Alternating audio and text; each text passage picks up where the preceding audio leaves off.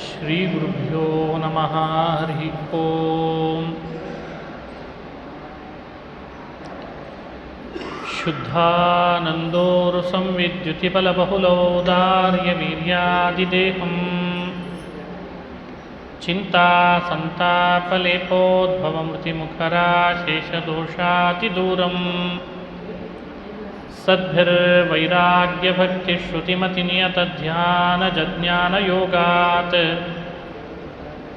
ಗಮ್ಯಂ ವಂದೇ ಮುಕುಂದಾಭಿಧಂ ಮಲಮಲಂ ಬ್ರಹ್ಮವೇದಾಂತವೇದ್ಯಂ ಅಭ್ರಮಂ ಭಂಗರಹಿತಂ ಅಜಡಂ ವಿಮಲಂ ಸದಾ ಆನಂದತೀರ್ಥಮತುಳಂ ಭಜೆ ತಾಪತ್ರಯಾಪಹಂ. ಮಾತಾ ರಾಜಾ ಮತ್ಪಿತಾ ವಾದಿರಾಜಃ ಭ್ರಾತಾ ರಾಜಾ ಮತ್ಸಖಾ ವಾದಿರಾಜಃ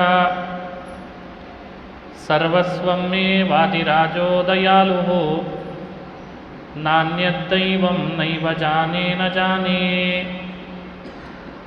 ಮೂಕೋಪಿ ಯತ್ಪ್ರಸಾದೇನ ಮುಕುಂದಶಯನಾಯತೆ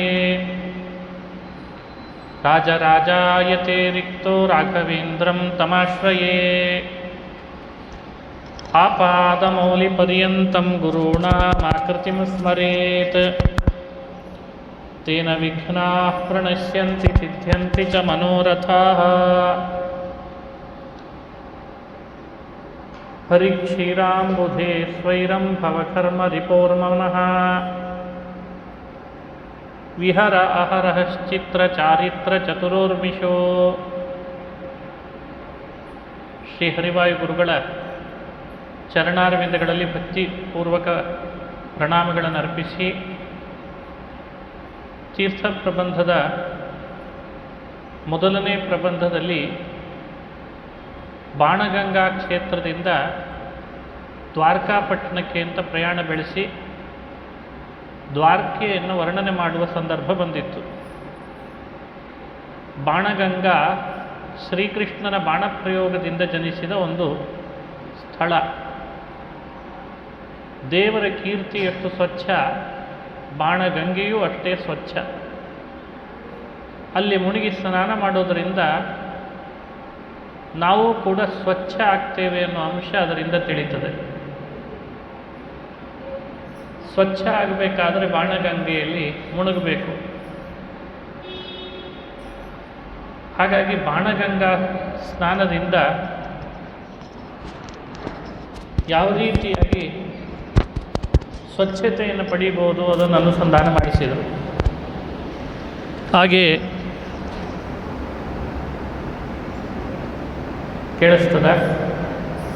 ಕೇಳಿಸ್ತದ ಅಲ್ಲಿದ ಮುಂದೆ ದ್ವಾರಕಾ ಕ್ಷೇತ್ರಕ್ಕೆ ಬಂದಿದ್ದಾರೆ. ದ್ವಾರಕೆಗೆ ಬಂದಾಗ ದ್ವಾರಕೆಯಲ್ಲಿ ನಡೆದಂತಹ ಘಟನೆ, ದ್ವಾರಕಾಪಟ್ಟಣದ ವರ್ಣನೆ ಎಲ್ಲವನ್ನೂ ಮಾಡ್ತಾರೆ ರಾಜರು. ದ್ವಾರಕಾ ಕ್ಷೇತ್ರದ ಮಹಿಮೆಯನ್ನು ವರ್ಣಿಸುವಾಗ ಮೊದಲನೇ ಶ್ಲೋಕ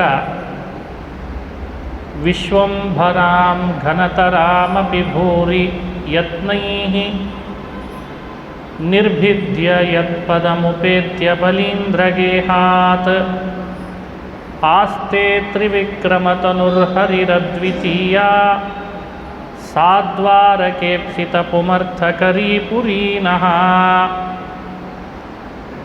ಸಾ ದ್ವಾರಕಾ ಈಪ್ಸಿತ ಪುಮರ್ಥಕರಿ ನಹ.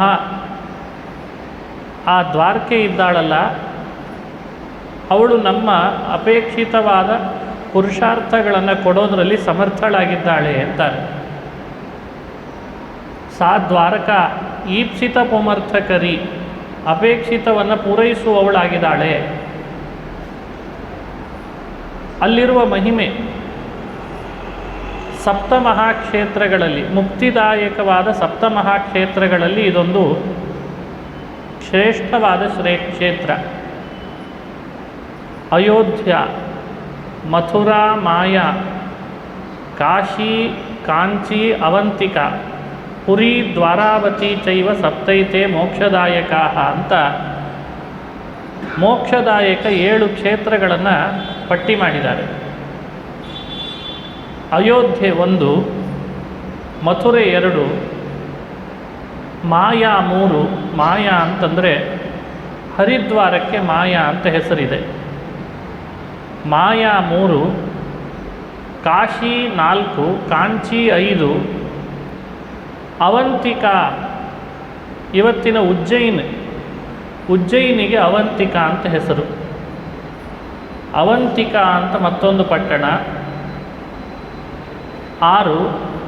7ನೇದ್ದು ಪುರಿ ದ್ವಾರಾವತಿ ದ್ವಾರಕಾಪಟ್ಟಣ 7. ಈ 7 ಪುರಿ ದ್ವಾರಾವತಿ ಚೈವ ಸಪ್ತೈತಾಹ ಮೋಕ್ಷದಾಯಕಾಹ. ಈ 7 ಪಟ್ಟಣಗಳು ಕೂಡ ಮೋಕ್ಷವನ್ನು ಕೊಡಲಿಕ್ಕೆ ಸಮರ್ಥವಾಗಿವೆ.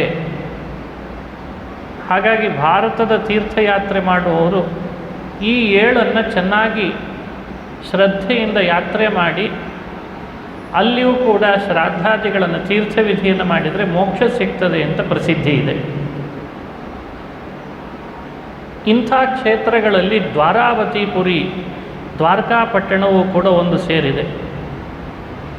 ಅದಕ್ಕೆ ವಾದರಾಜರು ಈಪ್ಸಿತ ಪುಮರ್ಥಕರಿ, ಅಪೇಕ್ಷಿತವಾದದ್ದನ್ನು ಪೂರೈಸಲಿಕ್ಕೆ ಸಮರ್ಥವಾಗಿದೆ ಈ ಪಟ್ಟಣ ಅಂತ ಸ್ತೋತ್ರ ಮಾಡಿದರು.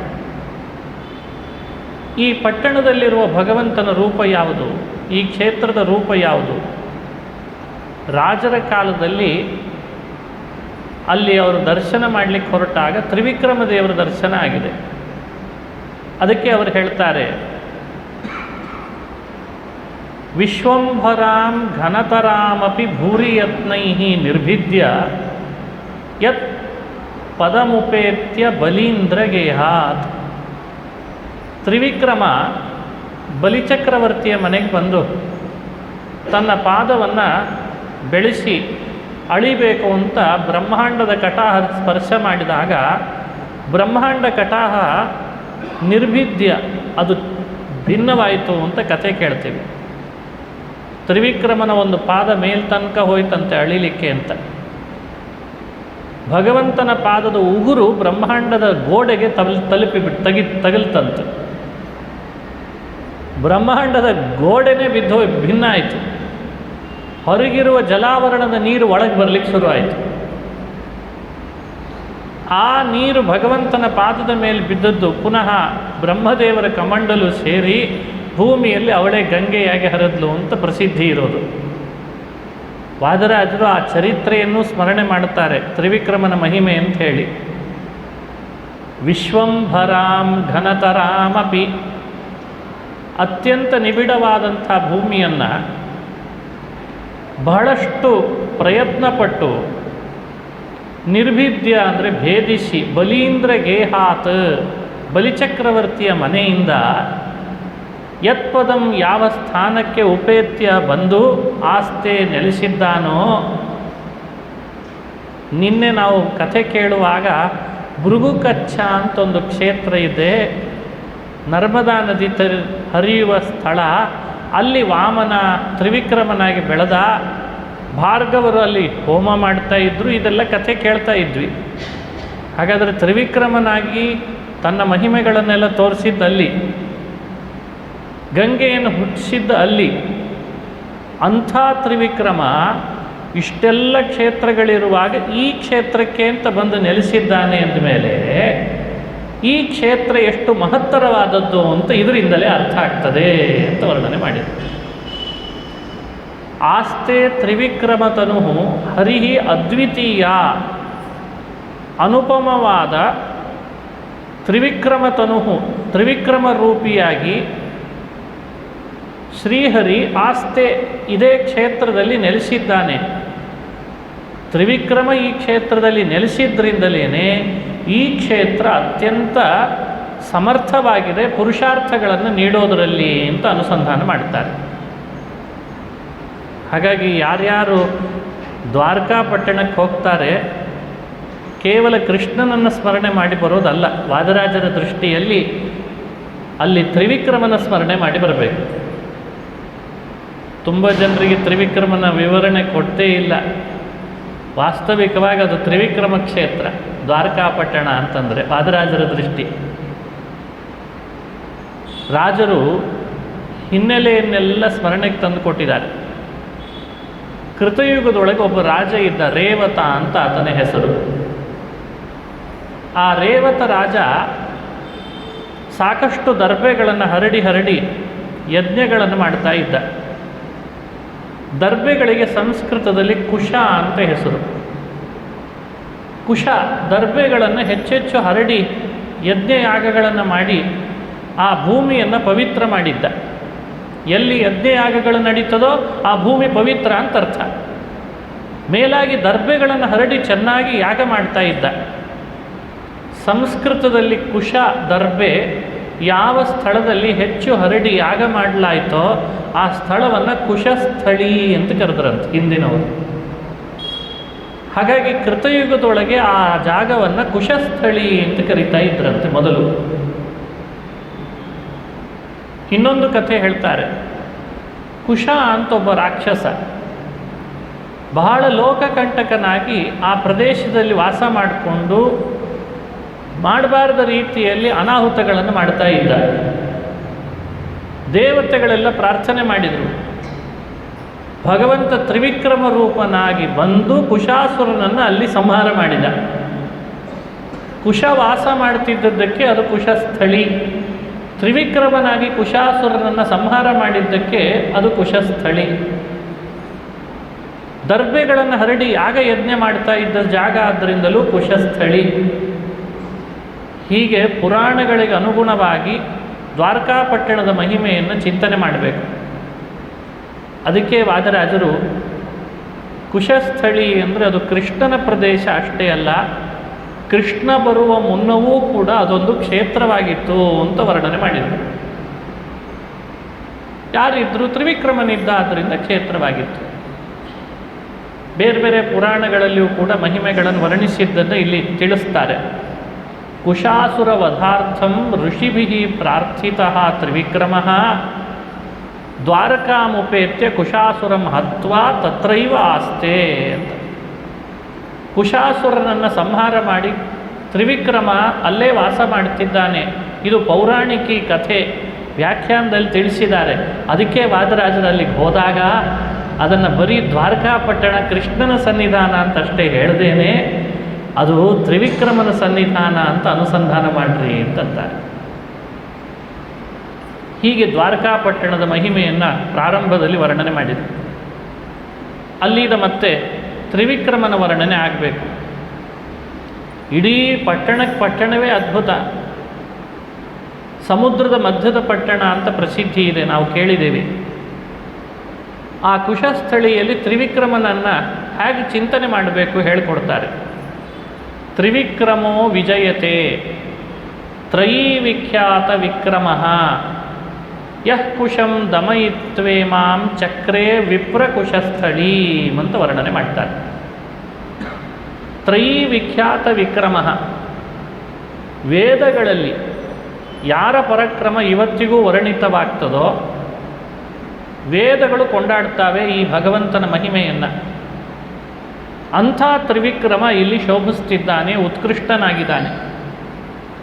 ಕುಶಾಸುರನನ್ನು ಕೊಂದದ್ರಿಂದ ಕುಶ ವಾಸ ಮಾಡ್ತಿದ್ದಾಗೇನೋ ಕುಶಸ್ಥಳಿ ಆಗಿತ್ತು.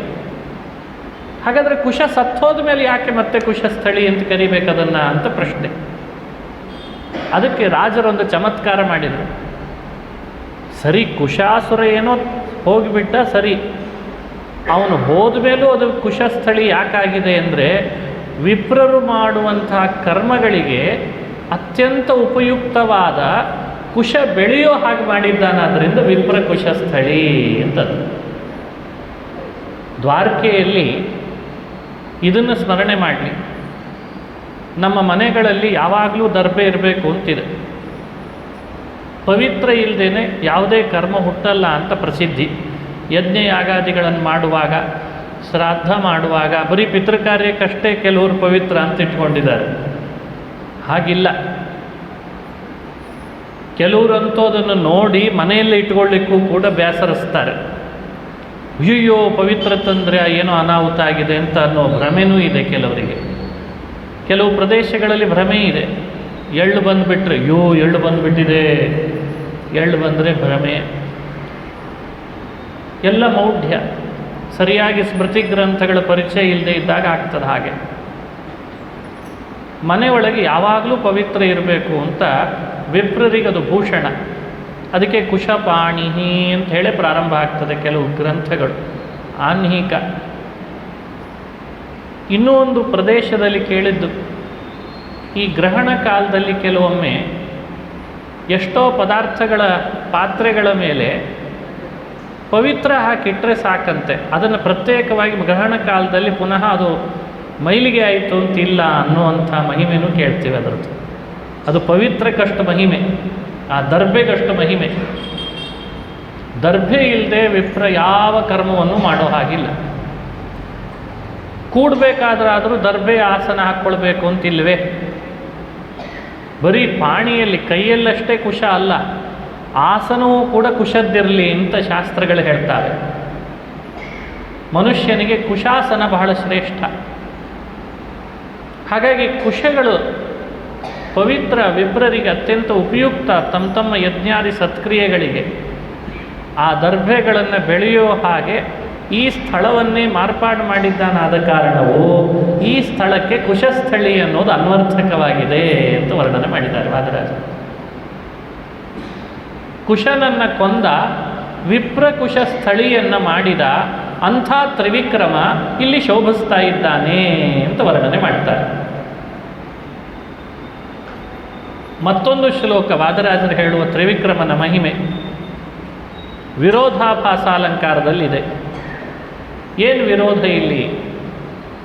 ಸಗದೋಪಿಹ್ಯಸೌ ದೇವಃ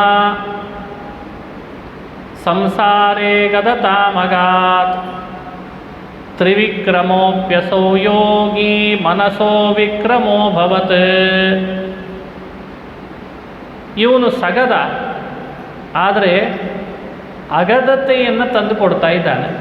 ಸಗದ ಅಗದತೆಯನ್ನು ತಂದು ಕೊಡ್ತಿದ್ದಾನೆ. ತ್ರಿವಿಕ್ರಮ, ಆದರೆ ಅವಿಕ್ರಮನಾಗಿದ್ದಾನೆ. ಇದೇ ವಿರೋಧಾಭಾಸ. ಸಗದ ಅಗದ ಅಂದರೆ ಅರ್ಥ ಏನು? ತ್ರಿವಿಕ್ರಮನ ಕೈಯಲ್ಲಿ ಕೌಮೋದಕಿ ಎನ್ನುವಂಥ ಗದೆ ಇದೆ. ಸಂಸ್ಕೃತದಲ್ಲಿ ಗದ ಅಂದರೆ ಕೈಯಲ್ಲಿ ಹಿಡಿಯುವ ಆಯುಧ, ಅದಕ್ಕೆ ಗದ ಅಂತ ಹೆಸರು. ತ್ರಿವಿಕ್ರಮ ಕೈಯಲ್ಲಿ ಕೌಮೋದಕಿ ಅನ್ನೋ ಗದೆ ಧರಿಸಿದಾನಂತೆ, ಅದಕ್ಕೆ ಇವನು ಸಗದನಾಗಿದ್ದಾನೆ. ಗದಾ ಸಹಿತ ಸಗದ. ಏನು ಮಾಡೋಣ? ಸಂಸಾರದಲ್ಲಿದ್ದ ನಮ್ಮಂಥವರಿಗೆ ಅಗದತೆಯನ್ನು ತಂದು ಕೊಡ್ತಾನೆ, ಅಥವಾ ಅವನು ಅಗದತೆಯನ್ನು ಉಳ್ಳವನಾಗಿದ್ದಾನೆ.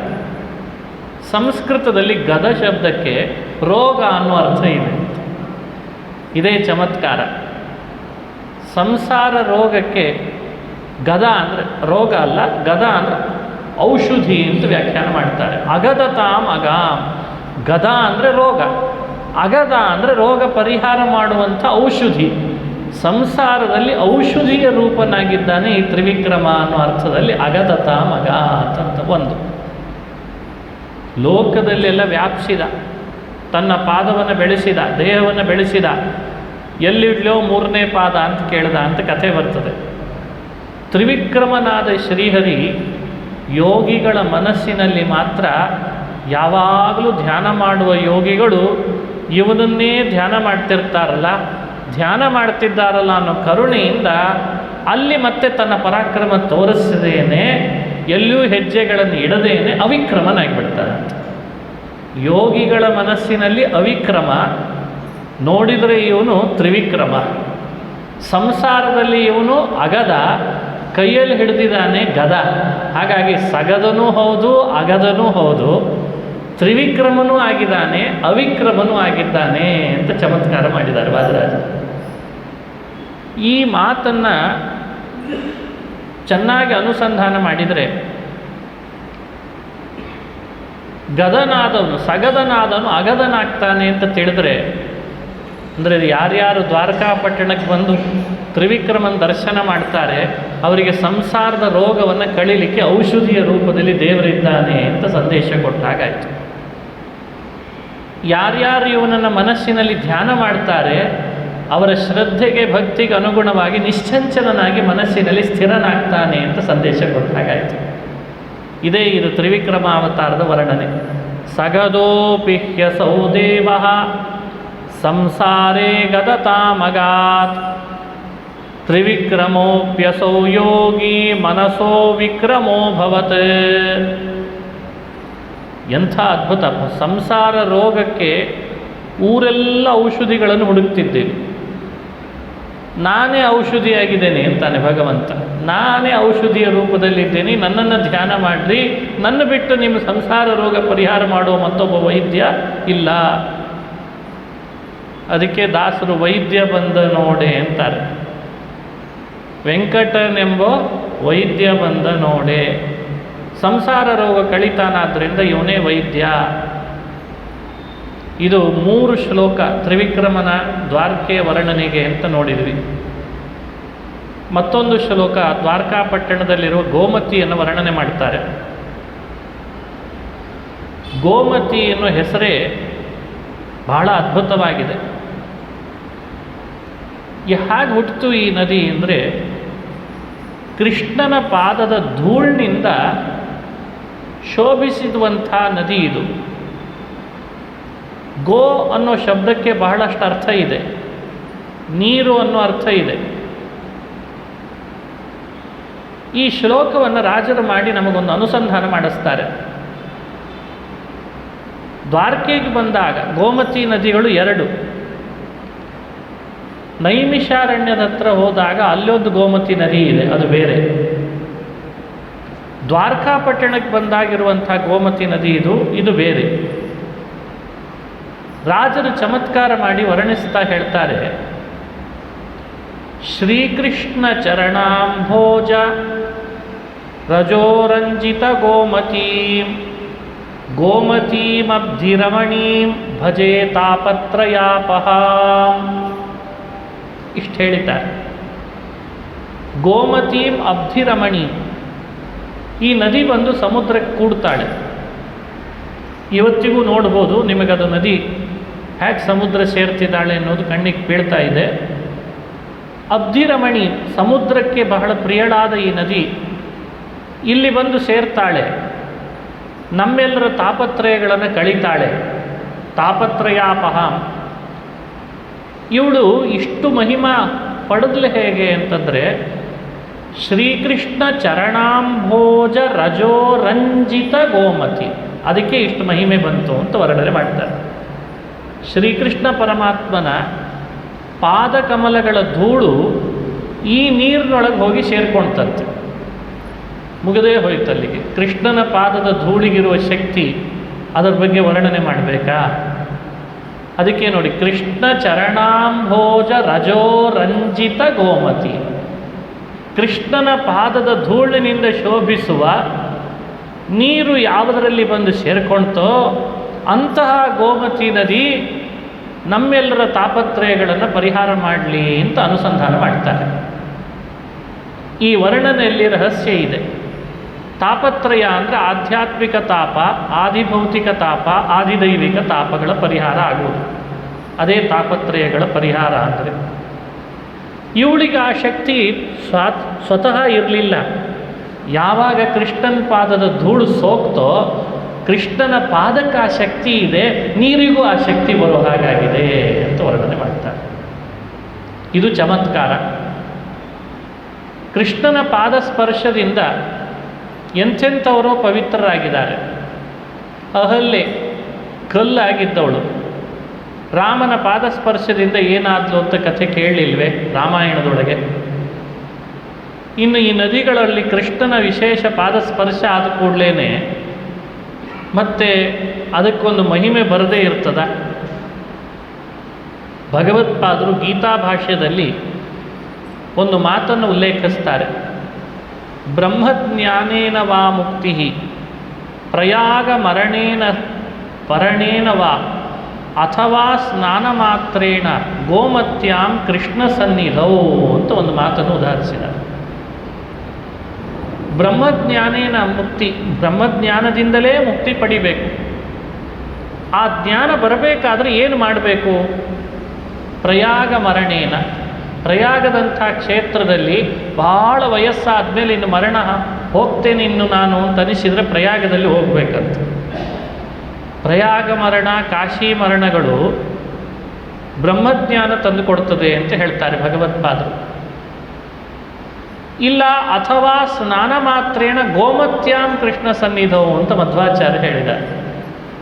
ಕೃಷ್ಣನ ವಿಶೇಷ ಸನ್ನಿಧಿಯಲ್ಲಿ, ಗೋಮತಿಯ ಸನ್ನಿಧಿಯಲ್ಲಿ ಸ್ನಾನ ಮಾತ್ರೇಣ ಯಾರು ಸ್ನಾನ ಮಾಡ್ತಾರೋ ಅವ್ರಿಗೇನು ಲಭಿಸ್ತದೆ ಅಂತಂತಾರೆ, ಬ್ರಹ್ಮಜ್ಞಾನ ಲಭಿಸ್ತದೆ ಅಂತ ಹೇಳಿದ್ದಾರೆ.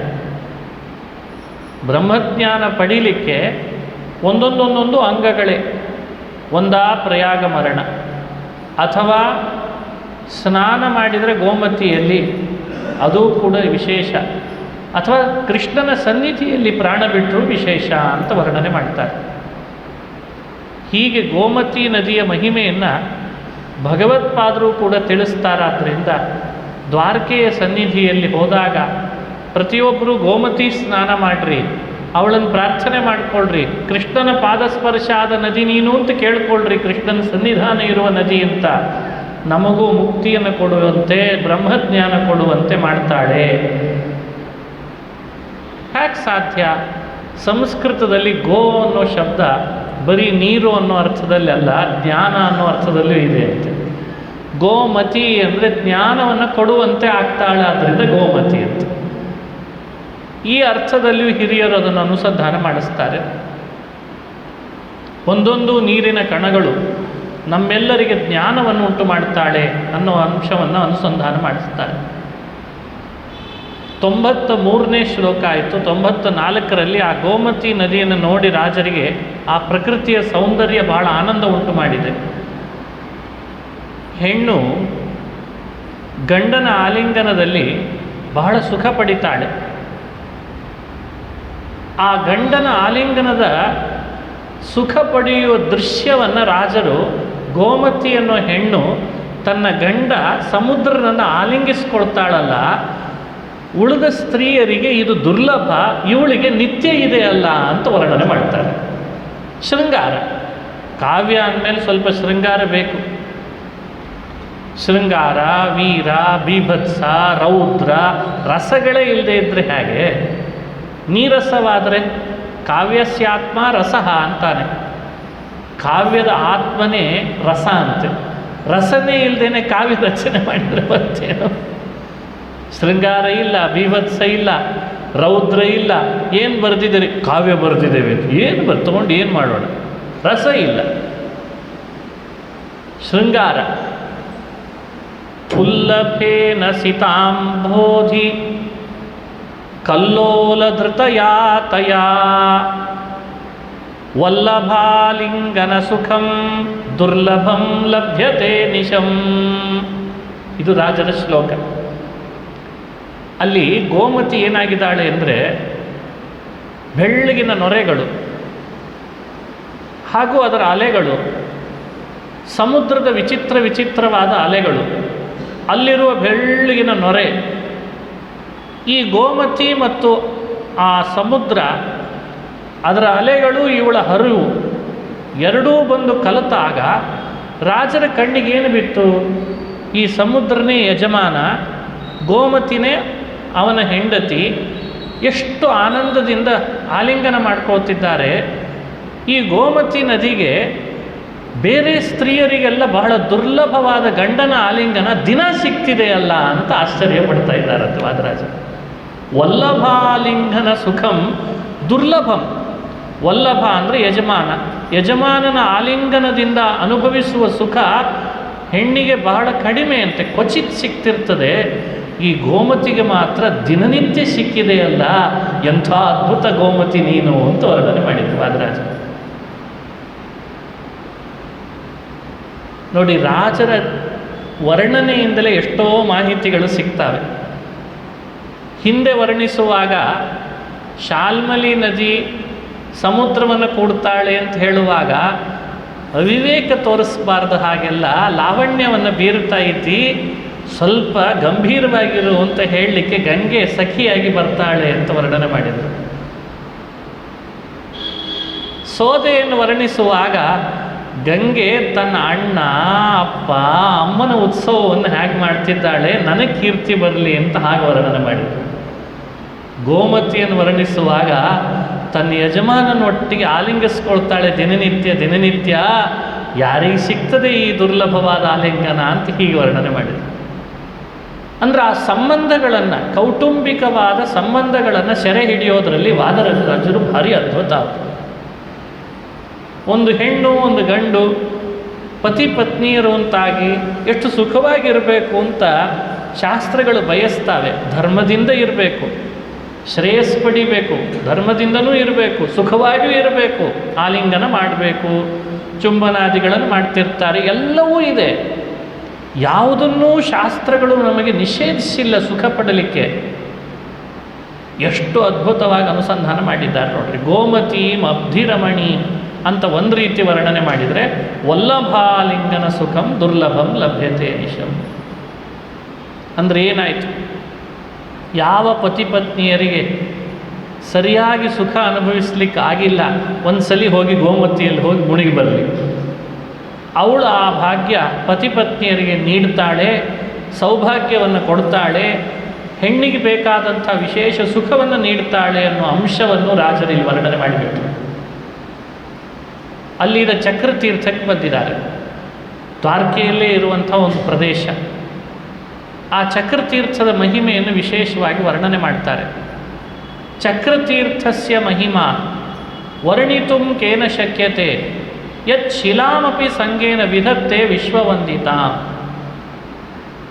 ದ್ವಾರಕೆಗೆ ಹೋದಾಗ ಚಿಕ್ಕ ಚಿಕ್ಕ ಕಲ್ಲುಗಳು ಸಿಗ್ತವೆ ಈ ಚಕ್ರತೀರ್ಥದಲ್ಲಿ. ಆ ಕಲ್ಲಿನಲ್ಲಿ ಚಕ್ರದ ಚಿಹ್ನೆ ಇರ್ತದೆ. ಅದನ್ನು ದ್ವಾರಕಾ ಚಕ್ರಾಂಕಿತ ಅಂತ ಕರೆಯೋದು ಪ್ರಸಿದ್ಧಿ ಇದೆ. ಕೆಲವರು ಮನೆಯಲ್ಲಿ ಅದನ್ನು ತಂದು ಪೂಜೆ ಮಾಡುವ ಪದ್ಧತಿಯೂ ಇದೆ. ದ್ವಾರಕಾಶಿಲೆ ಅಲ್ಲಿಗೆ ಬಂದಿದ್ದಾರೆ. ಆ ನೀರಿನ ಸಂಪರ್ಕ ಕಲ್ಲಿನಲ್ಲೇ ಚಕ್ರವನ್ನು ತಯಾರಿಸ್ತದೆ, ಅಂದರೆ ಚಕ್ರದ ಚಿಹ್ನೆಯನ್ನು ತಯಾರು ಮಾಡ್ತದೆ. ಅದಕ್ಕೆ ವಾದರಾಜರಂದರು, ಕಲ್ಲೂ ಕೂಡ ಇಲ್ಲಿ ಬಂದರೆ ಈ ನೀರಿನ ಸಂಪರ್ಕದಿಂದ ಚಕ್ರದ ರೀತಿಯಲ್ಲಿ ಚಿಹ್ನೆಯನ್ನು ಮೂಡಿಸಿ ವಿಶ್ವವಂದಿತಾಂ ವಿಧತ್ತೆ, ಸಮಸ್ತ ಜನರಿಂದ ಮಾನ್ಯ ಮಾಡ್ತದೆ, ಅಂದರೆ ಎಲ್ಲರೂ ಪೂಜೆ ಮಾಡುವಂತೆ ಮಾಡ್ತದೆ. ಅಂಥ ಅದ್ಭುತವಾದ ಮಹಿಮೆ ಚಕ್ರತೀರ್ಥಕ್ಕಿದೆ ಅಂತ ವರ್ಣನೆ ಮಾಡಿದ್ದಾರೆ.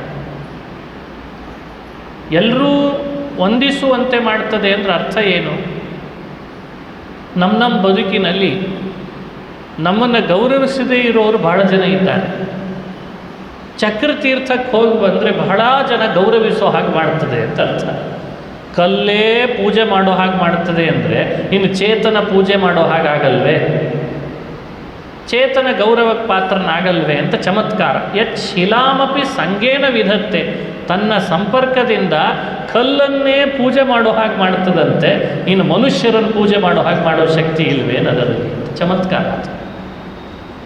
ಅಥವಾ ಸಂಸಾರ ಚಕ್ರದಿಂದ ಪಾರುಗಾಣಿಸ್ತದೆ, ಆದ್ದರಿಂದಲೂ ಚಕ್ರತೀರ್ಥ ಅಂತ ವರ್ಣನೆ ಮಾಡ್ತಾರೆ. ಹಾಗಾಗಿ ಚಕ್ರತೀರ್ಥ ದ್ವಾರಕೆಯಲ್ಲಿ ಇವತ್ತು ನಿಮ್ಮೆಲ್ಲರ ಕಣ್ಣಿಗೆ ಕಾಣಿಸ್ತಾ ಇಲ್ಲ, ಅದೃಶ್ಯವಾಗಿದೆ. ವಾದರಾಜರು ಹೋದಾಗ ಅವರ ಕಣ್ಣಿಗೆ ಅದು ಬಿದ್ದಿದೆ. ಅಲ್ಲಿರುವ ಚಕ್ರಾಂಕಿತಗಳನ್ನು ತಗೊಂಡು ಮನೆಯಲ್ಲಿ ಪೂಜೆ ಮಾಡುವ ಪದ್ಧತಿನೂ ಬಂದಿದೆ. ವಿಶೇಷವಾದ ಸನ್ನಿಧಿ ಚಕ್ರಪಾಣಿಯಾದ ಕೃಷ್ಣಂದು ಅಂತ ಅಭಿಪ್ರಾಯ. ಅಲ್ಲಿಂದ ಮುಂದೆ ಪ್ರಯಾಣ ಮಾಡ್ತಾ ಶಂಖೋದ್ಧಾರ ಅಂತ ಕ್ಷೇತ್ರಕ್ಕೆ ಬಂದರು. ಕೃಷ್ಣ ಪರಮಾತ್ಮ ಪಾಂಚಜನ್ಯ ಅನ್ನೋ ಶಂಖವನ್ನು ತಂದದ್ದು ಆ ಸ್ಥಳದಿಂದ. ಪಂಚಜನ ಅಂತ ಒಬ್ಬ ರಾಕ್ಷಸ ಅಲ್ಲಿದ್ದ. ಕೃಷ್ಣ ತನ್ನ ಗುರುಪುತ್ರನನ್ನು ತರಬೇಕು ಅಂತ ಬಂದಾಗ ಇವನೊಟ್ಟಿಗೆ ಯುದ್ಧ ಮಾಡಬೇಕಾಯಿತು. ಇವನು ಸತ್ತ ಪಂಚಜನ. ಗುರುಪುತ್ರ ಇರಲಿಲ್ಲ, ಯಮಲೋಕ ಕಳಿಸಿದ್ದ, ಅಂದರೆ ಕೊಂದಾಕಿದ್ದ ಪಂಚಜನನೇ. ಅವನ ಮನೆಯಿಂದ ವಾಪಸ್ ಬರ್ತಿದ್ದಾನೆ, ಪಂಚಜನನನ್ನು ಕೊಂದು ಸಮುದ್ರದೊಳಗೆ ಮನೆ ಮಾಡ್ಕೊಂಡಿದ್ದ ಅವ.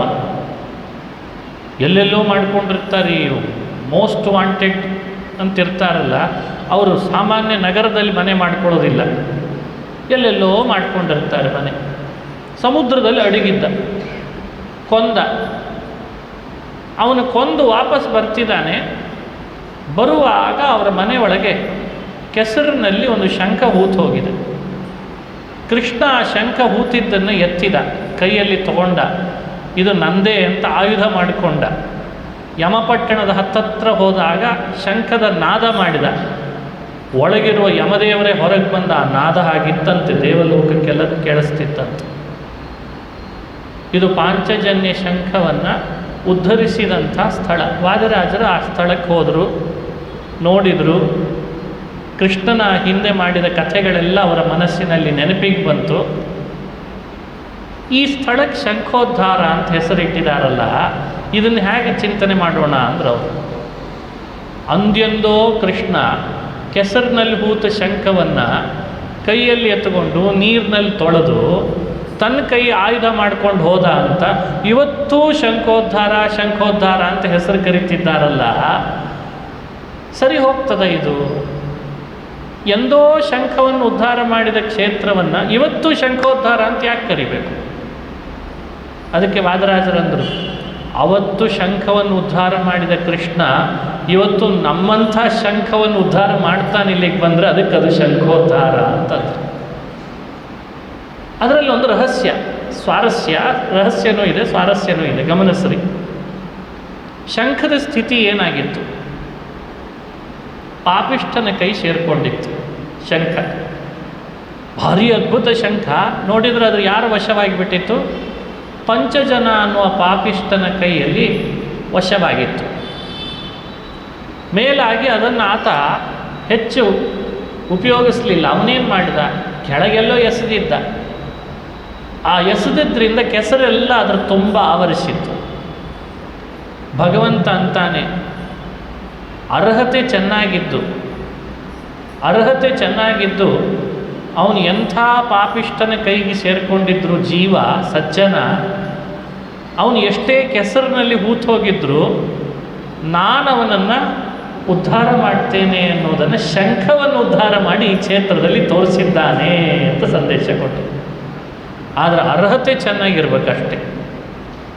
ಯೋಚನೆ ಮಾಡಿದರೆ ಈ ಶ್ಲೋಕ ನಮ್ಮ ತನಕ ಹೇಗೆ ಅಪ್ಲೈ ಆಗ್ತದೆ ಗೊತ್ತಾಗ್ತದೆ. ಪಾಪೇನಾಪಿ ಸಮಾವೃತಸ್ಯ ವಿಮಲಜ್ಞಾನೋಜ್ಜಿತಸ್ಯಾಪ್ಯಲಂ ಮಗ್ನಸ್ಯಾಪಿ ಭವಾಂಬುಧಾವಿಹ ಭವೇತ್ ಪೂತಸ್ಯ ಜಾತ್ಯೋದ್ಧೃತಿಃ ಇತ್ಯಾಖ್ಯಾಪಯಿತುಂ ದರಂ ಮುರಹರೋ ಯತ್ರೋದ್ಧಧಾರಾದರಾತ್ ಶಂಖೋದ್ಧಾರ ಪದಂ ವಿಭಾತಿ ತದಿದಂ ಕ್ಷೇತ್ರಂ ಪವಿತ್ರಂ ಭುವಿ. ಶ್ಲೋಕ ಇಷ್ಟು. ಮುರಹರಃ, ಮುರಹರನಾದ ಶ್ರೀಹರಿ ಜಾತ್ಯೋದ್ಧೃತಿ. ಜಾತ್ಯಾ ಉದ್ಧೃತಿ ಅಂದರೆ ಸ್ವಭಾವದಿಂದ ಯಾರು ಸಜ್ಜೀವನಾಗಿದ್ದಾನೆ ಅವನಿಗೆ ಜ್ಞಾನ ಇರಲೇಬೇಕು ಅಂತಿಲ್ಲ ಅಂತಾರೆ ವಾದರಾಜರು. ಎಲ್ಲ ಜನ್ಮದಲ್ಲಿ ಈಗಲೇ ಜ್ಞಾನ ಪಡೆದು ಬಿಡ್ತೇವೆ ನಾವು. ಜ್ಞಾನ ಬೇಕು ಅಂತಿಲ್ಲ. ಪಾಪ ಬೇಕಾದಷ್ಟು ಅವನಿಂದ ನಡೆದಿರಲಿ, ಮೇಲಾಗಿ ಅವನಿಗೆ ಜ್ಞಾನ ಸರಿಯಾಗಿ ಬಂದಿಲ್ಲ ಅಂದರೆ ಬೇಡ, ಅಜ್ಞಾನನೇ ತುಂಬಿರಲಿ, ಸ್ವರೂಪತಃ ಅವನು ಶುದ್ಧ ಅಂತಃಕರಣನವನಾಗಿದ್ದರೆ. ಶಂಖ ಯಾವಾಗಲೂ ಏನಾಗಿರ್ತದೆ? ಶಂಖ ಸ್ವರೂಪದಿಂದ ಪರಿಶುದ್ಧವಾಗಿರ್ತದೆ ಅದು. ಆದರೆ ಈ ಪಾಂಚಜನ್ಯ ಶಂಖ ಅವನ ಮನೆಯಲ್ಲಿ ಪಾಪ ಮಾಡಿದವನ ಕೈಗೆ ಸಿಕ್ಕಾಕೊಂಡು ಒದ್ದಾಡ್ತಾ ಇತ್ತಂತೆ. ಅದಕ್ಕೇನು ಜ್ಞಾನ ಇದೆ ಅಂತಲ್ಲ, ಜ್ಞಾನ ಇಲ್ಲ, ಆದರೆ ಅಂತಃಕರಣ ಪರಿಶುದ್ಧವಾಗಿದೆ. ಹಾಗೆ ನಾವು ಬದುಕಿನಲ್ಲಿ ಜ್ಞಾನನೇ ಪಡಿಬೇಕು ಅಂತಲ್ಲ, ಮೊದಲು ಪ್ರಾಮಾಣಿಕರಾದರೆ ಸಾಕಾಗಿದೆ. ಇತ್ತೀಚೆಗೆ ಭಾರಿ ಭಾರಿ ಜ್ಞಾನ ಪಡೆದವರಿದ್ದಾರೆ, ಆದರೆ ಏನು ಮಾಡೋಣ, ಪ್ರಾಮಾಣಿಕತೆ ಇಲ್ಲ. ಹೇಗೆ ಸಮಾಜವನ್ನು ವಂಚನೆ ಮಾಡಲಿ, ಯಾರ್ಯಾರನ್ನು ಯಾವ್ಯಾವ ರೀತಿಯಾಗಿ ಮೋಸ ಮಾಡಲಿ, ನಾನು ಹೇಗೆ ಶ್ರೀಮಂತನಾಗಲಿ, ನನ್ನ ದೊಡ್ಡಸ್ತಿಕೆಯನ್ನು ನಾನು ಹೇಗೆ ತೋರಿಸ್ಕೊಳ್ಳಿ, ಇಂಥವ್ರು ಎಷ್ಟು ಜನ ಇಲ್ಲ. ಏನೆಲ್ಲ ಮಾಡ್ತಾ ಇದ್ದಾರೆ ಇವತ್ತು. ಕೃಷ್ಣ ಅಂತಾನೆ, ನಿನ್ನಿಂದ ಎಷ್ಟೋ ಪಾಪಗಳು ನಡೆದಿದೆ ಅಂದರೂ ಪರವಾಗಿಲ್ಲಪ್ಪ, ನಿನಗೆ ಜ್ಞಾನ ಸಂಪಾದಿಸ್ಲಿಕ್ಕೆ ಆಗಿಲ್ಲ ಅಂದರೂ ಬೇಡಪ್ಪ, ನಿನ್ನ ಅಂತಃಕರಣ ಶಂಖದಂತೆ ಪರಿಶುದ್ಧವಾಗಿದೆಯಾ, ಬೆಳ್ಳಗಿದೆಯಾ ಸಾಕೆ. ನಿನ್ನ ಚಾರಿತ್ರ್ಯ, ನಿನ್ನ ಅಂತಃಕರಣದಲ್ಲಿ ಒಳ್ಳೆ ಚಾರಿತ್ರ್ಯ ಇದೆನಾ, ನೀನು ಪ್ರಾಮಾಣಿಕವಾಗಿದ್ದೀಯಾ? ಇನ್ನೊಬ್ಬರಿಗೆ ಸಮಸ್ಯೆ ಮಾಡಿಲ್ಲ ತಾನೆ? ಸಮಾಜಕ್ಕೆ ನೀನು ಹೊರೆ ಆಗಿಲ್ಲಲ್ಲ? ಸಮಾಜಕ್ಕೆ ನೀನು ಭಾರ ಆಗಿಲ್ಲ ತಾನೆ? ಅಷ್ಟಿದ್ರೆ ಸಾಕು. ನೀನು ಎಲ್ಲೇ ಇದ್ದರೂ, ಯಾವ ಕೆಸರಿನಲ್ಲೇ ಹೂತಿದ್ರು, ನಾನೇ ಬಂದು ನಿನ್ನನ್ನು ಉದ್ಧಾರ ಮಾಡ್ತೇನೆ ಎನ್ನುವ ಸಂದೇಶವನ್ನು ಶಂಖ ಕೃಷ್ಣನ ಬಳಿಗೆ ಹೋಗಿ ಉದ್ಧಾರ ಆಗಿದ್ದಲ್ಲ, ಕೃಷ್ಣನೇ ಶಂಖದ ಬಳಿಗೆ ಬಂದು ಉದ್ಧಾರ ಮಾಡಿಬಿಟ್ಟಂತೆ. ನೋಡಿ, ಇದು ಪ್ರಾಮಾಣಿಕವಾದ ಅಂತಃಕರಣ ಪರಿಶುದ್ಧವನ್ನಾಗಿರುವ ವ್ಯಕ್ತಿ, ಅರ್ಹತೆ ಇದ್ದವನು ಎಂಥ ಕೆಸರಿನಲ್ಲಿ ಹೂತಿದ್ರು, ಮುಳುಗಿದ್ರು, ಅವನ ಬಳಿಗೆ ಕೃಷ್ಣ ಬರ್ತಾನೆ. ಆ ಕಳಕಳಿ ಇದ್ದರೆ ಅವನನ್ನು ಎತ್ತಿ ಉದ್ಧಾರ ಮಾಡ್ತಾನೆ ಅಂತಲಿಕ್ಕೆ ಶಂಖೋದ್ಧಾರದ ಕ್ಷೇತ್ರದ ಮಹಿಮೆನೇ ನಿದರ್ಶನ. ಎಷ್ಟು ಕಥೆ ಕೇಳಿಲ್ಲ ಪುರಾಣದಲ್ಲಿ ನಾವು ಈ ವಿಷಯದ ಬಗ್ಗೆ. ನಾವು ನೀವುಗಳೆಲ್ಲ ಇದಕ್ಕೆ ಸಾಕ್ಷಿನೇ. ನಾವು ಯಾವ ಕೆಸರಿನಲ್ಲಿ ಕೂತಿದ್ವೋ, ಎಷ್ಟೆಲ್ಲ ಮಾಡಬಾರದು ಕೆಲಸಗಳನ್ನು ಮಾಡಿದೆವೋ. ನಾವೇನು ಭಾರಿ ಜ್ಞಾನಿಗಳ? ಬ್ರಹ್ಮಸೂತ್ರ, ವೇದ, ವೇದಾಂತಗಳನ್ನೇನು ಅರ್ದು ಕುಡಿದವರ? ಏನಿಲ್ಲ. ಯಾವುದೋ ಕೆಸರಿನಲ್ಲಿ, ಅದೇ ಭವಾಂಬುಧವು, ಸಂಸಾರದ ಸಾಗರದಲ್ಲಿ ಮುಳುಗಿ ಹೋಗಿಬಿಟ್ಟಿದ್ದೇವೆ, ಶಂಖ ಮುಳುಗಿದ ಹಾಗೆ. ಆದರೆ ಒಳಗಡೆ ಪ್ರಾಮಾಣಿಕತೆ ಅನ್ನೋದಿದ್ದರೆ ಮಾತ್ರ ನೀನು ಎಲ್ಲೇ ಇರು, ಯಾವ ದೇಶದಲ್ಲೇ ಇರು, ಯಾವ ಕಾಲದಲ್ಲೇ ಇರು, ಯಾವ ವಯಸ್ಸಿನಲ್ಲೇ ಇರು, ನಿನ್ನನ್ನು ಹೇಗೆ ಬಂದು ಉದ್ಧಾರ ಮಾಡಬೇಕು ನಾ ಮಾಡ್ತೀನಿ ಅಂತ. ಇದಕ್ಕೆ ನಿದರ್ಶನ ಶಂಖೋದ್ಧಾರ. ನಾವೇನೂ ಪ್ರಯಾಸ ಪಡಬೇಕಾಗಿಲ್ಲ, ನಾವೇನು ಪ್ರಯತ್ನ ಪಡಬೇಕಾಗಿಲ್ಲ. ಆ ಸಮಯ ಬರಬೇಕು. ಬಂತು ಅಂದರೆ ಯಾರಿಗೂ ಕೇಳಲ್ಲ ದೇವರು. ಅವ ನನ್ನವ, ಅವ ನನ್ನವ ಅಂತ. ಅವ ನನ್ನವ, ನಾನು ಉದ್ಧಾರ ಮಾಡಬೇಕಷ್ಟೇ ಅವನಿಗೆ ಜ್ಞಾನ ಬೇಕು, ಜ್ಞಾನ ಕೊಡ್ತೀನಿ. ಭಕ್ತಿ ಬೇಕು, ಭಕ್ತಿ ಕೊಡ್ತೀನಿ. ಬಟ್ಟೆ ಬೇಕು, ಬಟ್ಟೆ ಕೊಡ್ತೀನಿ. ಎಲ್ಲರಿಂದ ದೂರ ಮಾಡಬೇಕು, ದೂರ ಮಾಡ್ತೀನಿ. ಶ್ರೀಮಂತಿಕೆ ಬೇಕು, ಕೊಡ್ತೀನಿ. ಬೇಡ ಕಸ್ಕೊಳ್ಬೇಕು, ಕಸ್ಕೊತೀನಿ. ಅವ ನನ್ನವ ಅಂತ ಭಗವಂತ. ಇದು ಭಗವಂತನ ಅದ್ಭುತವಾದ ಉದ್ಧಾರದ ಮಹಿಮೆ. ಮಂಚ ಬಾರದು ಮಡದಿ ಬಾರಳು, ಕಂಚು ಕನ್ನಡಿ ಬಾರದು, ಸಂಚಿತಾರ್ಥದ ದ್ರವ್ಯ ಬಾರದು, ಮುಂಚೆ ಮಾಡಿರಿ ಧರ್ಮವ. ಎಂಥ ಮಾತು ಹೇಳಿದ್ದಾರೆ ದಾಸರಾಯರು. ಯಾವುದು ಬೇಡ, ಧರ್ಮ ಮಾಡ್ತಾ ಇದ್ದಾನೆ. ಅಂತಃಕರಣ ಪರಿಶುದ್ಧವಾಗಿದೆ, ಎಲ್ಲ ಬಿಟ್ಟು ಕೂತಿದ್ದಾನೆ. ಅವನು ಸಂಸಾರದ ಸಾಗರದಲ್ಲಿ ಮುಳುಗಿ ಹೋಗಿದ್ದಾನೆ. ಅವನನ್ನು ಹೇಗೆ ಉದ್ಧಾರ ಮಾಡಬೇಕು? ನಾ ಮಾಡ್ತೀನಿ, ನನಗೆ ಗೊತ್ತು, ನಾ ಮಾಡ್ತೀನಿ. ಉದ್ಧರಾಮಿ.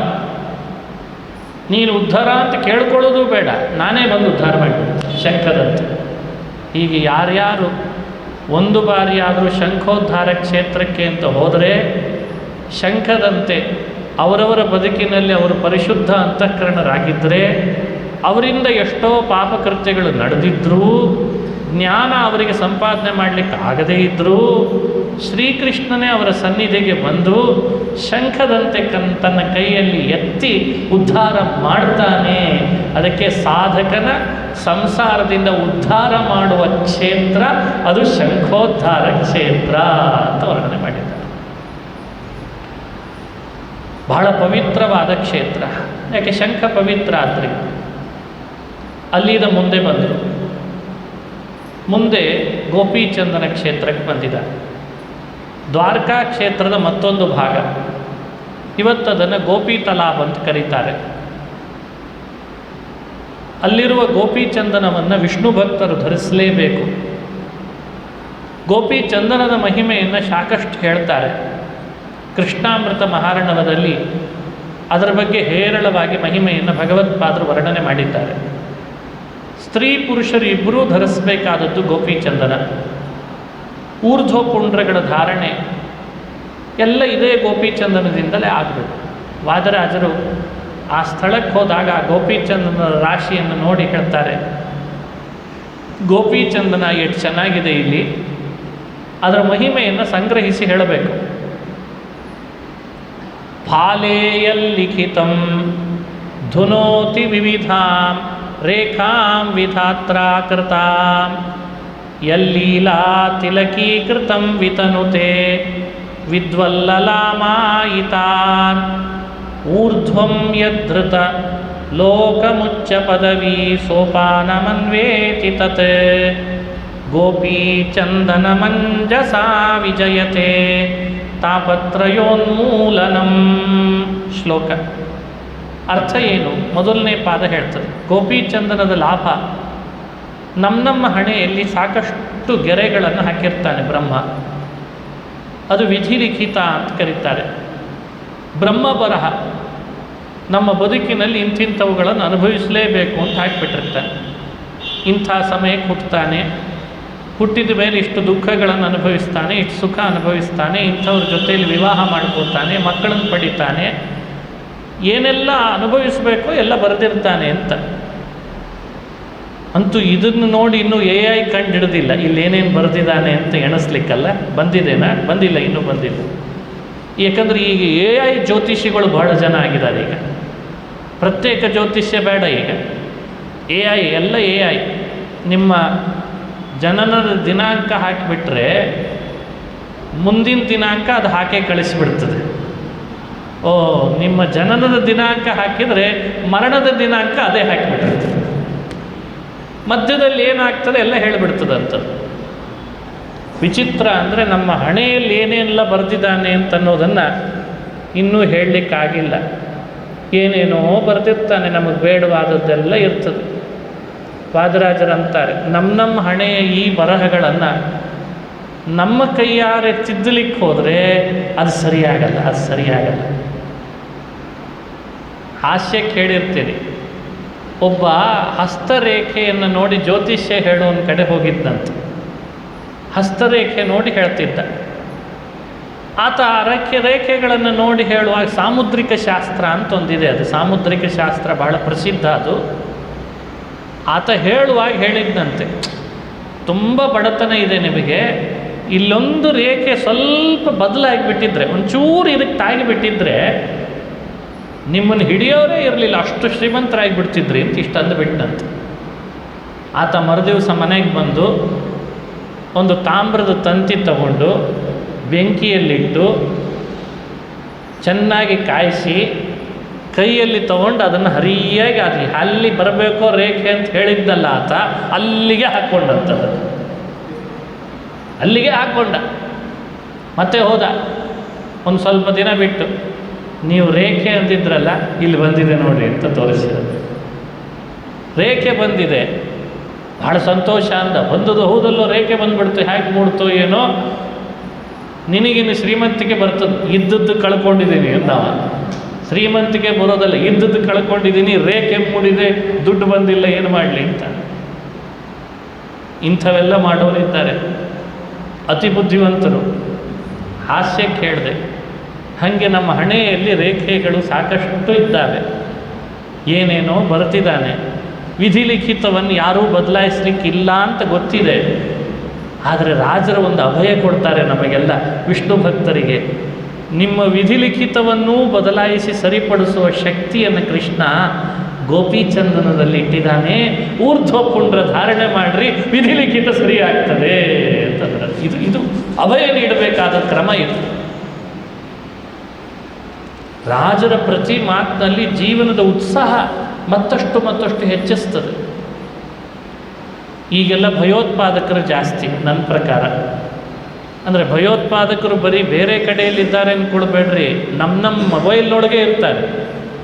2026 ಯಾವಾಗ ಪ್ರಳಯ ಆಗ್ತದೋ ಗೊತ್ತಿಲ್ಲ, ಸ್ಫೋಟಕ ಮಾಹಿತಿ. ಏನು ಸ್ಫೋಟಕ ಮಾಹಿತಿನ? ಇವರಪ್ಪನ ಕೈಯಲ್ಲಿದೆ ಪ್ರಳಯ. ಬದುಕುವನನ್ನು ಕೊಂದುಬಿಡ್ತಾರೆ ಇವರೆಲ್ಲ. ಮನುಷ್ಯನಿಗೆ ಉತ್ಸಾಹ ಬದುಕಿನಲ್ಲಿ ಬರಬೇಕು ಅನ್ನೋ ಹಾಗೆ ಮಾತಿಲ್ಲ, ದೃಶ್ಯಗಳಿಲ್ಲ, ಉದಾಹರಣೆಗಳಿಲ್ಲ. ಮತ್ತು ಇವರು ಭಯೋತ್ಪಾದಕರಲ್ಲದೆ ಮತ್ತಿನ್ನೇನಾಗ್ತಾರೆ? ಸಾಯುವನ್ನು ಬದುಕಿಸುವಂಥ ಶಕ್ತಿ ಬರಬೇಕಂತೆ ಮನುಷ್ಯನಲ್ಲಿ.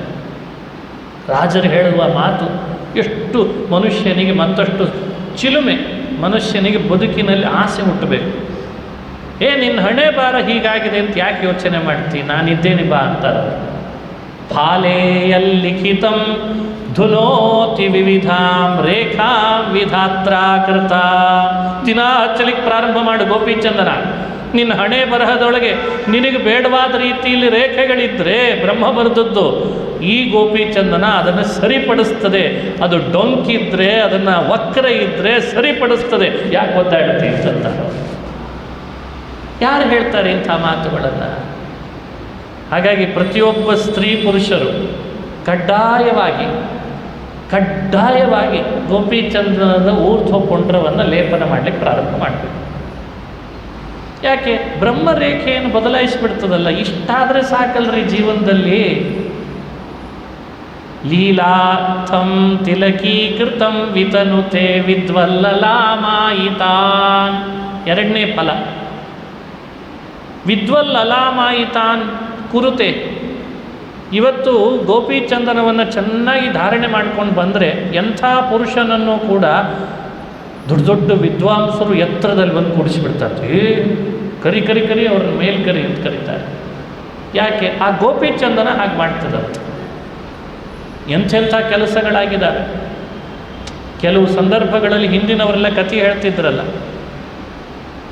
ಹಿಂದೆಲ್ಲ ಬ್ರಿಟಿಷರ ಕಾಲದಲ್ಲಿ ಏನು ಓದಿದಿ, ಏನು ನಿನ್ನ ಸರ್ಟಿಫಿಕೇಷನ್, ಅಂದರೆ ಸರ್ಟಿಫಿಕೇಟ್ ಏನಿದೆ, ಕ್ವಾಲಿಫಿಕೇಷನ್ ಕೇಳ್ತಿರ್ಲಿಲ್ಲಂತೆ. ಅವನು ಬರುವಾಗ ಅವನನ್ನು ನೋಡ್ತಿದ್ರಂತೆ. ಹಣೆಯಲ್ಲಿ ಗೋಪಿಚಂದನ ಹಚ್ಕೊಂಡಿದ್ದಾನೆ ಅಂದರೆ ಸಂಧ್ಯಾ ವಂದನೆ ಮಾಡ್ತೀಯ, ಹಾಂ ನಾಳೆ ಬಂದುಬಿಡು ಕೆಲಸಕ್ಕೆ ಅಂದ್ಬಿಡ್ತಿದ್ರಂತೆ. ಹಿಂದೆಲ್ಲ ಹಾಗಾಗಿ ಅಪಾಯಿಂಟ್ಮೆಂಟ್ ಆಗಿರೋದು ಕೇಳಿದ್ದೇವೆ ಕಥೆಗಳನ್ನು.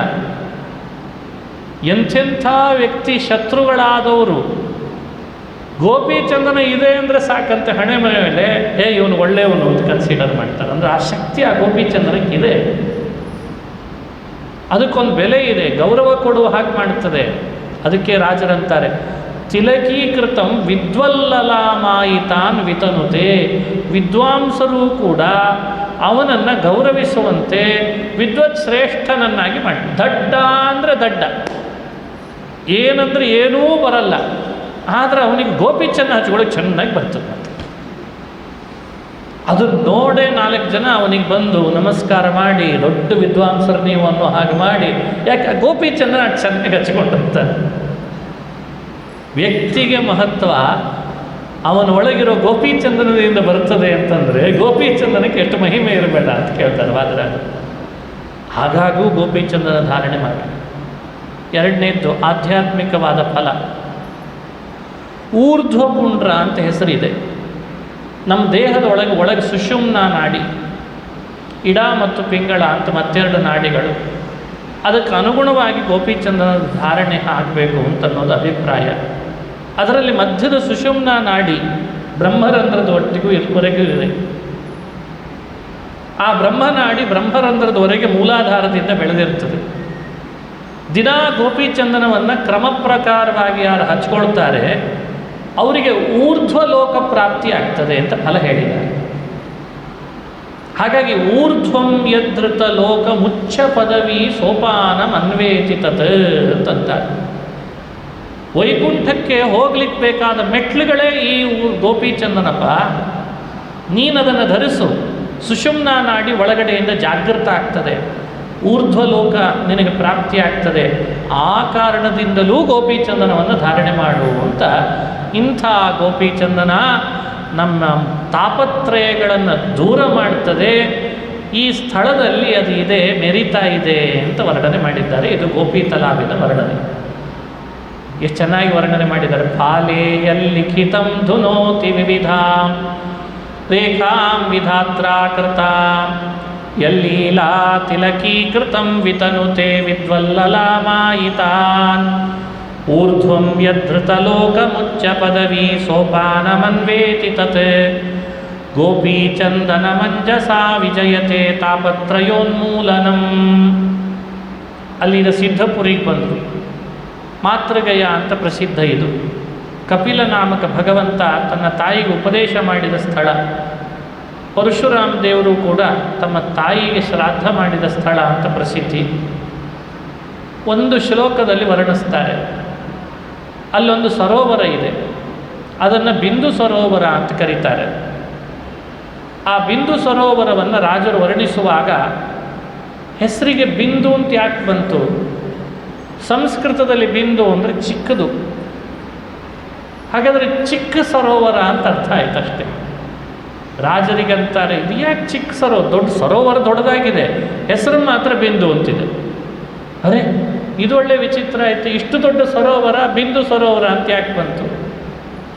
ಅದಕ್ಕೆ ರಾಜರಂತಾರೆ ಭಾತಿ ಸಿದ್ಧ ಪುರಿ ಯತ್ರ ಸಿದ್ಧ ಮುಕ್ತಿಪುರಿ ನೃಣಾಂ ಪುಣ್ಯಂ ಬಿಂದು ಸರೋ ಯತ್ರ ಬಿಂದು ಮಾತ್ರಂ ಸರಸ್ಮೃತಂ. ಈ ಊರಿಗೆ ಹೆಸರು ಸಿದ್ಧಪುರಿ, ಕ್ಷೇತ್ರಕ್ಕೆ ಸಿದ್ಧಪುರಿ ಅಂತ ಯಾಕೆ ಹೆಸರು? ಮುಕ್ತಿಪುರಿ ನೃಣಾಂ, ಮುಕ್ತಿಯನ್ನು ಸಿದ್ಧಿ ಮಾಡಿಕೊಡ್ತದೆ, ಅದಕ್ಕಿದು ಸಿದ್ಧಪುರಿ. ಯಾರೇ ಸಿದ್ಧರು ತಮಗೆ ಮುಕ್ತಿ ಕೈಗೆ ಬರಲಿ ಅಂತ ಅಪೇಕ್ಷೆ ಪಟ್ಟರೆ ಒಂದು ಸಲ ಇಲ್ಲಿಗೆ ಬಂದರೆ ಸಾಕು, ಮುಕ್ತಿ ಸಿದ್ಧಿ ಆಯಿತು ಅಂತ ಅರ್ಥ. ಬಿಂದು ಸರೋವರ ಯಾಕೆ? ನಾವು ಮಾಡಿದ ಪುಣ್ಯ ಬಿಂದುವಿನಷ್ಟಿರ್ತದೆ, ಈ ಸರೋವರದಲ್ಲಿ ಮುಳುಗಿದರೆ ಸರೋವರದಷ್ಟಾಗ್ತದೆ, ಅದಕ್ಕೆ ಇದು ಬಿಂದು ಸರೋವರ ಅಂತಂದ್ರೆ. ಹೀಗೆ ಪುಣ್ಯವನ್ನು ಹೆಚ್ಚಿಸಬೇಕು, ವೈಕುಂಠ ಲೋಕವನ್ನು ಖಚಿತಪಡಿಸ್ಕೊಳ್ಬೇಕು ಅಂತ ಅಪೇಕ್ಷೆ ಇದ್ದವರು ಒಂದು ಬಾರಿ ಆದರೂ ಸಿದ್ಧಪುರಿಗೆ ಯಾತ್ರೆ ಮಾಡಬೇಕು ಅಂತ ವರ್ಣನೆ ಮಾಡ್ತಾರೆ. ಹೀಗೆ ಸಿದ್ಧಪುರಿಯ ಮಹಿಮೆಯನ್ನು ಚಿಂತನೆ ಮಾಡಿದ್ರು. ಸರಸ್ವತಿ ನದಿಯಾಗಿ ಹರಿದಿದ್ದಾಳೆ, ಸ್ವತಃ ದೇವಹೂತಿಯೂ ಕೂಡ ಅಲ್ಲಿ ನದಿಯಾಗಿ ಹರಿದ್ಲು ಅಂತ ಭಾಗವತದಲ್ಲಿ ಕೇಳ್ತೇವೆ. ವಾದರಾಜರು ಅದನ್ನೆಲ್ಲ ಮನಸ್ಸಿನಲ್ಲಿ ಇಟ್ಕೊಂಡು ಒಂದೇ ಶ್ಲೋಕದಲ್ಲಿ ವರ್ಣನೆ ಮಾಡಿಬಿಟ್ರು. ಕೊನೆ ಶ್ಲೋಕ ಈ ಪ್ರಬಂಧದ್ದು ಸಿದ್ಧಪುರಿಯಿಂದ ವಾದರಾಜರು ಪುಷ್ಕರಕ್ಕೆ ಬಂದಿದ್ದಾರೆ. ಪುಷ್ಕರ ಬಹಳ ದೊಡ್ಡ ಸರೋವರ, ಅಲ್ಲಿಯ ಕಥೆನೂ ಬಹಳ ಅದ್ಭುತನೇ. ವಜ್ರನಾಭ ಅಂತ ಒಬ್ಬ ರಾಕ್ಷಸ ಇದ್ದ. ಚತುರ್ಮುಖ ಬ್ರಹ್ಮದೇವರು ಆ ರಾಕ್ಷಸನನ್ನು ಸಂಹಾರ ಮಾಡಿದ ಸ್ಥಳ ಅದು. ಮಕ್ಕಳನ್ನು ಹಿಂಸೆ ಮಾಡ್ತಾ ಇದ್ದ ರಾಕ್ಷಸ ವಜ್ರನಾಭ, ಮಕ್ಕಳನ್ನು ಕೊಲೆ ಮಾಡ್ತಾ ಇದ್ದ ಆತ, ಹಿಂಸೆ ಮಾಡ್ತಿದ್ದ. ದೇವತೆಗಳೆಲ್ಲ ಪ್ರಾರ್ಥನೆ ಮಾಡಿದರು. ಬ್ರಹ್ಮದೇವರು ತಮ್ಮ ಕೈಯಲ್ಲಿನ ಕಮಲವನ್ನು ಆಯುಧದಂತೆ ಮಾಡಿ ಅಸುರನನ್ನು ಕೊಂದು ಹಾಕಿದರು. ಸಂಸ್ಕೃತದಲ್ಲಿ ಕಮಲಕ್ಕೆ ಪುಷ್ಕರ ಅಂತ ಹೆಸರು. ವಜ್ರನಾಭನನ್ನು ಕೊಲ್ಲಿಕ್ಕೆ ಬ್ರಹ್ಮ ತನ್ನ ಕೈಕಮಲವನ್ನು ಎತ್ತಿ ಎಸೆದು ಕೊಂದ. ಆಮೇಲೊಂದು ಸರೋವರ ಸೃಷ್ಟಿಯಾಯಿತು. ಆ ಪ್ರದೇಶಕ್ಕೆ ಪುಷ್ಕರ ಅಂತ ಹೆಸರು ಬಂತು. ಮೊದಲು ಹೋಗೋದು ಕಠಿಣ ಇತ್ತು ಆ ಪ್ರದೇಶಕ್ಕೆ, ಈಗೆಲ್ಲ ಸುಲಭವಾಗಿದೆ. ರಾಜರು ಅಲ್ಲಿಗೆ ಬಂದಿದ್ದಾರೆ, ಪುಷ್ಕರದ ಸರೋವರದಲ್ಲಿ ಸ್ನಾನ ಮಾಡಿದ್ದಾರೆ. ಕಥೆ ನೆನಪಿಗೆ ಬಂದಿದೆ. ವರ್ಣನೆ ಮಾಡ್ತಾ ತೀರ್ಥಾನಾಮುತ್ತಮಂ ತೀರ್ಥಂ ಪುಷ್ಕರಂ ಮರ್ತ್ಯ ದುಷ್ಕರಂ ವಿಹರನ್ನಪಿ ವಾರಾಶೋ ವರಾಹೋ ಯತ್ಸರೋ ವಿಶತ್. ಸಾಕ್ಷಾತ್ ವಿಷ್ಣು ಹಿರಣ್ಯಾಕ್ಷನನ್ನು ಸಂಹಾರ ಮಾಡಿ ಈ ಸರೋವರದೊಳಗೆ ಬಂದು ಪ್ರವೇಶ ಮಾಡಿ ಅಂತರ್ಧಾನನಾದ ಅಂತ ಪುರಾಣ ಹೇಳ್ತದೆ. ಈ ಸರೋವರದೊಳಗೆ ಪ್ರವೇಶ ಮಾಡಿದ್ರಿಂದ ಈ ಸರೋವರಕ್ಕೆ ಒಂದು ಮಹತ್ವ ಬಂದಿದೆ. ವರಾಹ ಪ್ರವೇಶ ಮಾಡಿದ್ನಲ್ಲ ಅಂತ. ಹಿರಣ್ಯಾಕ್ಷನನ್ನು ಕೊಂದು ವರಾಹ ಭೂಮಿಯನ್ನೇ ಉದ್ಧರಿಸಿದ ಶ್ರೀಹರಿ ಈ ಸರೋವರದಲ್ಲಿ ಪ್ರವೇಶ ಮಾಡಿದ. ಹಾಗಾಗಿ ಇದಕ್ಕೊಂದು ಮಹತ್ವ ಬಂದಿದೆ. ವಾದರಾಜರಂತಾರೆ ಸಮುದ್ರದಲ್ಲಿ ವಿಹಾರ ಮಾಡುವ ವರಾಹ ಸರೋವರದಲ್ಲಿ ಪ್ರವೇಶ ಮಾಡಿ ಅಂತರ್ಧಾನನಾಗಿದ್ದಾನೆ ಅಂದರೆ ಈ ಸರೋವರಕ್ಕೊಂದು ಮಹತ್ವ ಇಲ್ಲವೇ? ತೀರ್ಥಾನಾಂ ಉತ್ತಮಂ ತೀರ್ಥಂ, ಲೋಕದಲ್ಲಿ ಎಷ್ಟೆಲ್ಲ ತೀರ್ಥಗಳು ಅಂತಿದ್ದಾವೋ ಆ ಎಲ್ಲ ತೀರ್ಥಗಳಲ್ಲಿ ಅತ್ಯುತ್ತಮವಾದ ತೀರ್ಥ ಅಂದರೆ ಯಾವುದು ಅಂತಂದಿದ್ದಾರೆ? ಪುಷ್ಕರ ತೀರ್ಥ ಅಂತ. ಯಾಕೆ? 10 ಕೋಟಿ ಸಾವಿರ ತೀರ್ಥಗಳ ಸಾನ್ನಿಧ್ಯ ಪುಷ್ಕರದಲ್ಲಿದೆ ಅಂತ ಹೇಳ್ತಾರೆ. 10 ಕೋಟಿ ಅಲ್ಲ, 10 ಕೋಟಿ ಸಾವಿರ. ಏನು ಟ್ರಿಲಿಯನ್ ಬಿಲಿಯನ್ ಇದ್ದಂಗೆ ಇವೆಲ್ಲ. ದಶಕೋಟಿ ಸಹಸ್ರಾಣ ತೀರ್ಥಾನಾಂ ವೈ ಮಹಾಮುನಿ ಸಾನ್ನಿಧ್ಯಂ ಪುಷ್ಕರೇ ಯೇಷಾಂ ತ್ರಿಸಂಧ್ಯಂ ಕುರುನಂದನ ಅಂತ. 10 ಕೋಟಿ ಸಾವಿರ ತೀರ್ಥಗಳು ಒಂದೇ ತೀರ್ಥದಲ್ಲಿ ಸಿಗ್ತಾವೆ ಅಂದರೆ ಒಂದ್ಸಲಿಯಾದರೂ ಸ್ನಾನ ಮಾಡಿ ಬರಬೇಕು ತಾನೆ. ಅಂಥ ಉತ್ತಮವಾದ ತೀರ್ಥ ಇದು, ಬಹಳ ದುಷ್ಕರವಾದ ತೀರ್ಥ. ಈ ಕ್ಷೇತ್ರವೇ ಒಂದು ಅದ್ಭುತ ಅಂತ ರಾಜರು ಅದನ್ನು ವರ್ಣನೆ ಮಾಡಿ ಅಲ್ಲಿಗೆ ಬರಲಿ, ಎಲ್ಲರೂ ಸ್ನಾನ ಮಾಡಲಿ, ವರಾಹನ ಸ್ಮರಣೆ ಮಾಡಲಿ, ತಾವು ಬದುಕಿನಲ್ಲಿ ತಮ್ಮ ಪಾಪಗಳನ್ನು ಕಳ್ಕೊಂಡು ಉತ್ತಮರಾಗಲಿ ಅಂತ ಸಂದೇಶವನ್ನು ಕೊಟ್ಟು ಇತಿಶ್ರೀ ಭಾವಿ ಸಮೀರ ವಾದರಾಜ ಶ್ರೀ ಚರಣಕೃತ ತೀರ್ಥ ಪ್ರಬಂಧೆ ಪಶ್ಚಿಮ ಪ್ರಬಂಧ ಅಂತ ಪಶ್ಚಿಮ ಪ್ರಬಂಧವನ್ನು ಮುಕ್ತಾಯ ಮಾಡ್ತಾರೆ. ಇದಾದ ಮೇಲೆ ಉತ್ತರ ಪ್ರಬಂಧದ ಶ್ಲೋಕಗಳು ಪ್ರಾರಂಭ ಅಂದಿದ್ದಾರೆ. ರಾಜರ ಸಂಚಾರ ಭಾರತ ಭೂಮಿಯಲ್ಲಿ 3 ಬಾರಿ ನಡೆದಿದೆ. ಕ್ಷೇತ್ರ ತೀರ್ಥಗಳದ್ದು ಯಾತ್ರೆ ಮಾಡ್ತಾ ರಾಜರು ಕೃಷ್ಣವೇಣಿ ನದಿ ತೀರಕ್ಕೆ ಬಂದು ಕೃಷ್ಣವೇಣಿಯಲ್ಲಿ ಸ್ನಾನ ಮಾಡಿ ಆ ಹೆಸರಿನಲ್ಲಿರುವ ಚಮತ್ಕಾರವನ್ನು ಸ್ಮರಣೆ ಮಾಡಿಕೊಂಡು ಕೃಷ್ಣನ ಸನ್ನಿಧಾನ ಇದೆ ಅಂತ ಕೃಷ್ಣನ ಸ್ಮರಣೆ ಮಾಡಿ ಶ್ಲೋಕ ಮಾಡ್ತಾರೆ. ನಮಾಮಿ ಸುಕೃತ ಶ್ರೇಣೀಂ ಕೃಷ್ಣವೇಣೀಂ ತರಂಗಿಣೀಂ ಯದ್ವೀಕ್ಷಣಂ ಕೋಟಿ ಜನ್ಮ ಕೃತ ದುಷ್ಕರ್ಮ ಶಿಕ್ಷಣಂ. ಕೃಷ್ಣವೇಣಿ ನದಿಯನ್ನು ಯಾರು ಸ್ನಾನ ಮಾಡ್ತಾರೆ, ಕೋಟಿ ಜನ್ಮ ಕೃತ ದುಷ್ಕೃತ ಶಿಕ್ಷಣಂ, ಕೋಟಿ ಜನ್ಮ ಕೋಟಿ ಜನ್ಮಗಳಲ್ಲಿ ಮಾಡಿದ ಪಾಪಗಳನ್ನು ಪರಿಹರಿಸುವಂತಹ ಮಹಾನುಭಾವಳು ಕೃಷ್ಣವೇಣಿ ಅಂತ ವರ್ಣನೆ ಮಾಡಿದ್ದಾರೆ. ಈ ಕೃಷ್ಣವೇಣಿಯ ನದಿಯ ಬಗ್ಗೆ ವಿಸ್ತಾರವಾದಂಥ ಅನುಸಂಧಾನ ಕೊಡ್ತಾರೆ. ಯಾರಿಲ್ಲಿ ಸ್ನಾನ ಮಾಡ್ತಾರೆ ಅವರಿಗೇನು ಫಲ ಇದೆ ಅಂತ ವಿಸ್ತಾರವಾಗಿ ಪುರಾಣಗಳು ಹೇಳ್ತಾರೆ. ಅದರದ್ದು ವರ್ಣನೆ ಪ್ರಾರಂಭ ಆಗ್ತದೆ ಮುಂದಿನ ಪ್ರವಚನದಲ್ಲಿ. ಉತ್ತರ ಪ್ರಬಂಧ ಅಂತ ಪ್ರಸಿದ್ಧಿ ಇದು. ಕೃಷ್ಣವೇಣಿ ನದಿ, ಹಾಗೆ ಪಂಡರಾಪುರದ ವಿಠ್ಠಲನ ಸನ್ನಿಧಿಗೆ ಬಂದಿದ್ದಾರೆ ರಾಜರು. ಅಲ್ಲಿರುವ ವಿಠ್ಠಲನನ್ನು ಸ್ಮರಣೆ ಮಾಡಿಸ್ತಾರೆ, ವಿಶೇಷ ವರ್ಣನೆ. ಆಮೇಲೆ ಗೋದಾವರಿ ನದಿಗೆ ಬಂದರು, ಗೋದಾವರಿಯ ಮಹಿಮೆಯನ್ನು ವರ್ಣನೆ ಮಾಡ್ತಾರೆ. ಯಮುನೆಯ ಬಳಿಗೆ ಬಂದರು, ಯಮುನೆ ನದಿಯಿಂದ ತ್ರಿವೇಣಿ ಸಂಗಮ ಅಂತ ಪ್ರಯಾಗಕ್ಕೆ ಬಂದು ಗಂಗಾ ಸ್ತೋತ್ರ ಮಾಡ್ತಾರೆ. ಮಾಧವನ ಸ್ತೋತ್ರ, ಪ್ರಯಾಗ ಮಾಧವ. ಆಮೇಲೆ ಗಂಗಾ ಸ್ತೋತ್ರ, ಗಂಗೆಯ ಬಗ್ಗೆ ಬಹಳ ವಿಶೇಷವಾದ ಸ್ತೋತ್ರವನ್ನು ಮಾಡಿ ಕಾಶಿ, ಅಯೋಧ್ಯ ಹೀಗೆ ರಾಜರು ಮುಂದೆ ಪ್ರಯಾಣ ಮಾಡಿದ್ದನ್ನು ವರ್ಣನೆ ಮಾಡಿದ್ದಿದೆ ಇಲ್ಲಿ.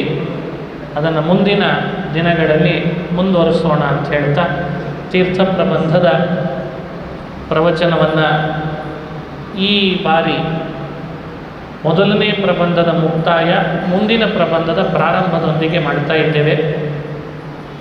ಈ ಬಾರಿಯ ಈ ಪ್ರವಚನ ಇಷ್ಟೆಲ್ಲ ತೀರ್ಥಕ್ಷೇತ್ರಗಳನ್ನು ನಾವು ಪ್ರಾರಂಭ ಮಾಡಿದ್ದು ಸುಬ್ರಹ್ಮಣ್ಯ ಮುಗಿಸಿ ಅಲ್ಲಿನ ಸಹ್ಯ ಪರ್ವತದ ಮೇಲೆ ಬಂದು ಸಹ್ಯ ಪರ್ವತದಿಂದ ಮುಂದೆ ಹರಿಹರ ಕ್ಷೇತ್ರಕ್ಕೆ ಬಂದು ವಂಕಾಪುರಕ್ಕೆ ಬಂದು ಶಾಲ್ಮಿಲಿ ನದಿಯ ಬಳಿಗೆ ಬಂದು ಧರ್ಮಗಂಗೆಯ ಬಳಿಗೆ ಬಂದು ವರದಾ ನದಿಯ ಬಳಿಗೆ ಬಂದು ಸೋದಾ ಕ್ಷೇತ್ರದ ತ್ರಿವಿಕ್ರಮನ ದರ್ಶನ ಮಾಡಿ ಗೋಕರ್ಣ ಕ್ಷೇತ್ರದ ಮಹಿಮೆಯನ್ನು ತಿಳಿದು ಗೋಕರ್ಣೇಶ್ವರನನ್ನು ಸ್ಮರಣೆ ಮಾಡ್ತಾ ವಿಘ್ನೇಶ್ವರನ ಸ್ಮರಣೆ ಮಾಡ್ತಾ ಕೊಲ್ಹಾಪುರಕ್ಕೆ ಬಂದು ಮಹಾಲಕ್ಷ್ಮಿಯನ್ನು ಸ್ಮರಣೆ ಮಾಡ್ತಾ ಎಷ್ಟು ಕ್ಷೇತ್ರಗಳಿಗೆ ಹೋಗಿ ಬಂದಿದ್ದೇವೆ ನೋಡ್ರಿ. ಯಾರಿಗೆ ಆಯಾಸ ಆಗಿಲ್ಲ ತಾನೆ? ಪ್ರಯಾಣದ ಆಯಾಸ ಇಲ್ಲ, ಎಲ್ಲದಕ್ಕಿಂತ ಹೆಚ್ಚು ಹಣದ ಖರ್ಚಾಗಿಲ್ಲ, ದ್ರವ್ಯ ಖರ್ಚಾಗಲಿಲ್ಲ ನಮಗೆ. ಆದರೆ ನಮಗೆಲ್ಲ ತೀರ್ಥಯಾತ್ರೆ ಆಗಿದೆ, ತೀರ್ಥಯಾತ್ರೆ ಆಗಿದೆ. ಇದರ ಹಿಂದೆ ಇದನ್ನೆಲ್ಲ ಮಾಡಿಸಿದ ಮಹಾನುಭಾವರು ಅಂದರೆ ಭಾವಿ ಸಮೀರರಾದ ವಾದರಾಜರು. ಎಲ್ಲೇ ಕೂಡ್ರಿ ನಿಮಗೆ ಯಾತ್ರೆ ಮಾಡಿಸೋ ಜವಾಬ್ದಾರಿ ನಂದು ಅಂತಂತಾರೆ. ವಾಯುದೇವರು ಒಬ್ಬೊಬ್ಬ ಜೀವನನ್ನು ಒಳಗಿದ್ದು ಪ್ರೇರಣೆ ಮಾಡಿ ಮುಕ್ತಿಗೆ ಬೇಕಾಗುವಂತೆ ಅವನಿಗೆ ಸಾಧನೆ ಮಾಡಿಸ್ತಾರಾದ್ದರಿಂದ ಅವರಿಗೆ ಸಾಧಕೋತ್ತಮ ಅಂತ ಹೆಸರು. ವಾಯುದೇವರಿಗೆ ಸಾಧಕೋತ್ತಮ ಅಂತ. ಹಾಗೆ ವಾದರಾಜರು ಪ್ರತಿಯೊಬ್ಬ ಜೀವಿ ಸುಜೀವನಾಗಿದ್ದರೆ ಅವನು ಎಲ್ಲೇ ಇದ್ದರೂ ಅವನಿಂದ ಏನು ಸಾಧನೆ ಮಾಡಿಸ್ಬೇಕೋ ನೋಡಿ, ಇಂಥವೆಲ್ಲ ಸಾಧನೆ ಮಾಡಿಸ್ತಾರೆ. ಇದು ನಮಗೆ ಗೊತ್ತಾಗಲ್ಲ, ನಾವು ಕುಳಿತಲ್ಲೇ ಏನು ಸಾಧನೆ ಮಾಡಬೇಕೋ ಮಾಡಿಸ್ಬಿಡ್ತಾರೆ. ನಮಗೇನು ಅಂಥೇಳೇ ಗೊತ್ತಿಲ್ಲ. ತೀರ್ಥ ಪ್ರಬಂಧ, ತೀರ್ಥಕ್ಷೇತ್ರಗಳು, ವರ್ಣನೆ, ಅಲ್ಲಿರುವ ದೇವತೆ, ಭಗವಂತನ ಸನ್ನಿಧಾನ ನಮಗೇನೂ ಸಂಬಂಧ ಇಲ್ಲ. ಅವರಿಗಂತೂ ಏನೂ ಲಾಭ ಇಲ್ಲ ನಮ್ಮಿಂದ. ವಾದರಾಜರಿಗೇನಾದರೂ ಲಾಭ ಇದೆಯಾ? ಕವಡೆ ಕಾಸಿನ ಲಾಭ ಇಲ್ಲ. ಇದನ್ನೇನು ರಚನೆ ಮಾಡಿ ಆ ಮಹಿಮೆಗಳನ್ನು ವರ್ಣಿಸಿ ನಮಗೆಲ್ಲ ತಿಳಿಸೋದ್ರಿಂದ ವಾದರಾಜರಿಗೇನಾದರೂ ನಮ್ಮಿಂದ ಲಾಭ ಇದೆನಾ? ಏನೂ ಇಲ್ಲ. ಆದರೆ ಭಗವಂತನ ಆದೇಶ, ಸಜ್ಜನರಿಗೆ ತೀರ್ಥ ಕ್ಷೇತ್ರಗಳ ಪರ್ಯಟನೆ ಆಗಬೇಕು, ಅದರಿಂದ ಅವರ ಮನಸ್ಸಿನಲ್ಲಿ ಮತ್ತಷ್ಟು ನೆಮ್ಮದಿ ಉಂಟಾಗಬೇಕು, ಪಾಪಗಳು ಕಳಿಬೇಕು, ರೋಗ ರುಜಿನಗಳು ಪರಿಹರಿಸಿಕೊಳ್ಬೇಕು, ಮೋಕ್ಷದ ದಾರಿಯಲ್ಲಿ ಸಾಗಬೇಕು. ಇದಕ್ಕೆ ಸಾಧಕ ಉತ್ತಮರು ಅಂತ ಕರೀತಾರೆ, ಸಾಧಕೋತ್ತಮ.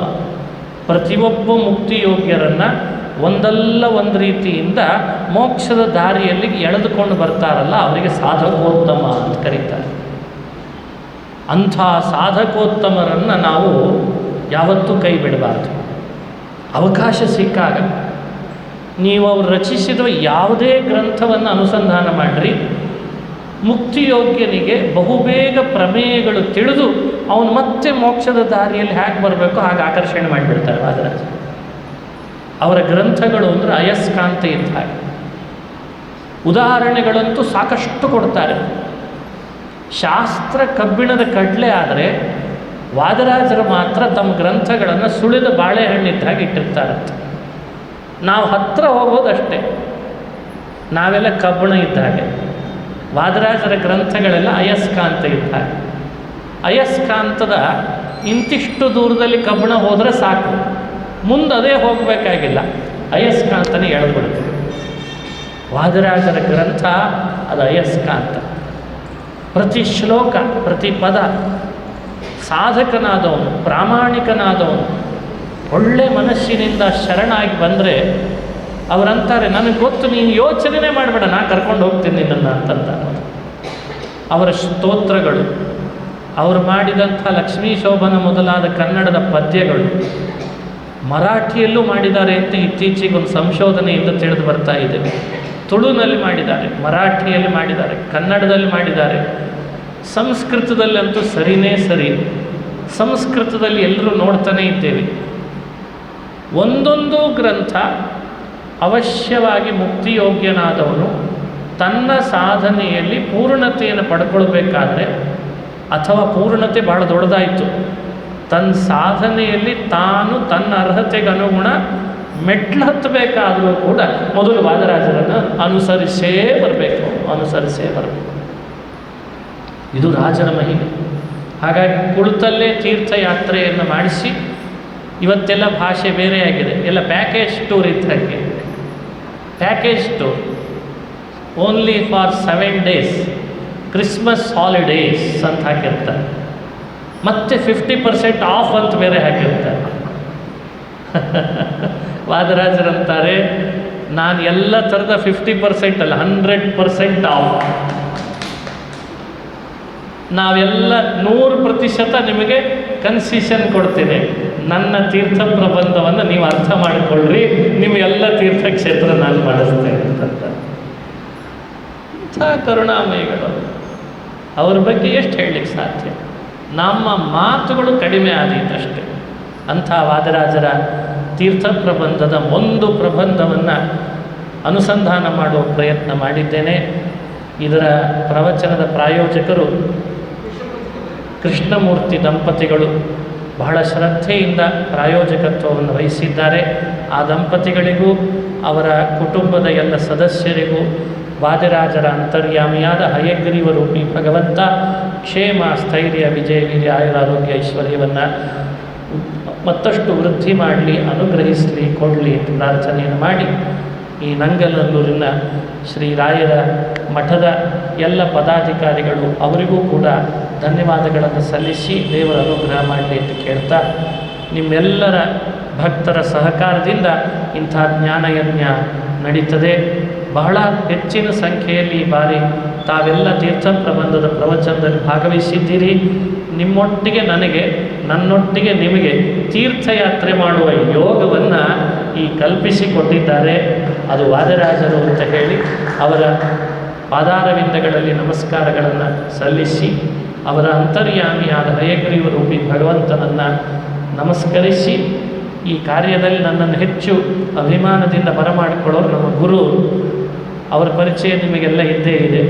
ಪ್ರತಿದಿನವೂ ನನಗೆ ಇಲ್ಲಿ ಬಂದು ಪ್ರವಚನ ನಡೆಸಿಕೊಡ್ಲಿಕ್ಕೆ ಬೇಕಾಗುವ ಹಾಗೆ ಆದರ ಮಾಡಿ ಗೌರವದಿಂದ ನೋಡಿಕೊಳ್ಳುವ ಅವರಿಗೂ ಅವರ ದಂಪತಿಗಳಿಗೂ ಭಗವಂತ ಅನುಗ್ರಹಿಸಲಿ, ಎಲ್ಲರನ್ನೂ ಅನುಗ್ರಹಿಸಲಿ. ನಮ್ಮ ಶ್ರೀನಿವಾಸ್ ಅವರು ದಿನಾ ನನ್ನನ್ನು ಇಲ್ಲಿವರೆಗೂ ಕರೆದುಕೊಂಡು ಬಂದು ಮತ್ತೆ ಮುಟ್ಟಿಸ್ತಾರೆ.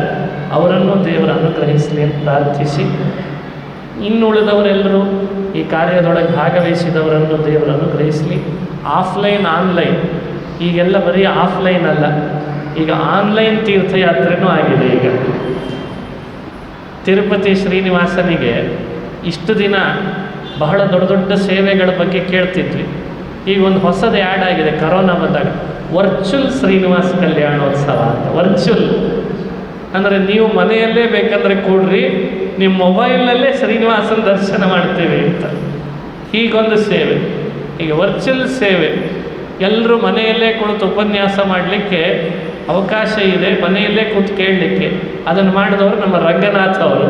ವರ್ಚುವಲ್ ಸೇವೆ, ತೀರ್ಥಯಾತ್ರೆಯನ್ನು ವರ್ಚುವಲ್ ಆಗಿ ಮಾಡಿಸಿದವರು ಅವರು. ಅವರಿಗೂ ಭಗವಂತ ಆಯುಷ್ಯ ಆರೋಗ್ಯ ಅನುಗ್ರಹವನ್ನು ಮಾಡಲಿ. ಇನ್ನು ಆನ್ಲೈನ್ ಮೂಲಕವಾಗಿ ಕೇಳಿದವರಿಗೂ, ಆಫ್ಲೈನ್ ಮೂಲಕವಾಗಿ ಕೇಳಿದವರಿಗೂ ಹೇಳಿದ ನನಗೂ ಕೂಡ ವಾದಿರಾಜರು ಅಂತರ್ಯಾಮಿ ಹಯಗ್ರೀವ ರೂಪಿ ಭಗವಂತ ಅನುಗ್ರಹಿಸಲಿ ಅಂತ ಪ್ರಾರ್ಥನೆ ಮಾಡಿ ನನ್ನ ಎರಡು ಮಾತನ್ನು ಮುಕ್ತಾಯ ಮಾಡ್ತೇನೆ. ಶ್ರೀಕೃಷ್ಣಾರ್ಪಣ ವಸ್ತು. ಹರಯೇ ನಮಃ. ಹರಯೇ ನಮಃ.